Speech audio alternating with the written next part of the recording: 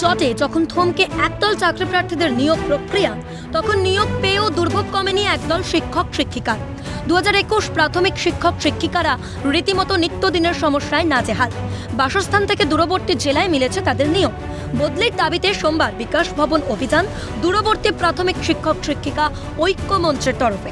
তাদের দাবি 16,500 জন প্রাথমিক শিক্ষক শিক্ষিকার নিজেদের জেলায় বদলির ব্যবস্থা করতে হবে অবিলম্বে। দূর করতে হবে তাদের বেতন বৈষম্য। একাধিক দাবিতে বিকাশ ভবনে ডেপুটেশন জমা দেওয়ার সিদ্ধান্ত শিক্ষক মহলে।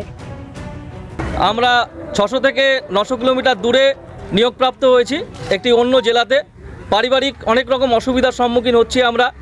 আমাদের অনেকের বাবা মা অসুস্থ আছে, কেউ ক্যান্সারে আক্রান্ত। তো এমতো অবস্থায় আমাদের চাকরি জীবনে প্রায় 3 বছর হলো। আমরা আমাদের ঊর্ধ্বতন কর্তৃপক্ষ এবং মাননীয় মুখ্যমন্ত্রী এবং মাননীয় শিক্ষামন্ত্রীর কাছে এই অনুরোধ রাখছি, এই আবেদন রাখছি যে আমাদের যাতে দ্রুত বদলির ব্যবস্থা করে। আমরা মূলত প্রাথমিক শিক্ষক শিক্ষিকা, উনি যেন একটা ব্যবস্থা গ্রহণ করেন যার মাধ্যমে আমরা নিজ জেলায় বদলি হয়ে আসতে পারি এবং আমরা খুব সুন্দরভাবে শিক্ষকতা করতে পারি। আমরা গ্রামে শিক্ষকতা করতে চাই।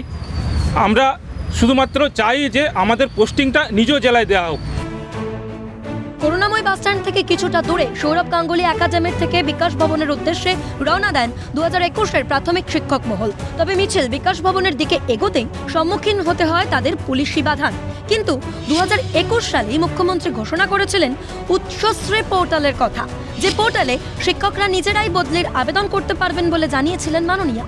মুখ্যমন্ত্রীর সেই সিদ্ধান্তের পরও কেন সমস্যায় পড়তে হচ্ছে শিক্ষক শিক্ষিকাদের? তবে কি মাননীয়ার সাধের প্রকল্প ঘোষণার পরেই হয়ে গিয়েছে বিকল, যার খেসারত দিতে হচ্ছে 2021 প্রাথমিক শিক্ষক শিক্ষিকাদের? আসন্ন লোকসভা নির্বাচনের পূর্বে শাসক দলের একের পর এক গাফিলতিতে প্রকট দলের কঙ্কালসার ছবি, তা বলাই বাহুল্য। শুভদীপ পান্নার রিপোর্ট, ক্যালকাটা নিউজ।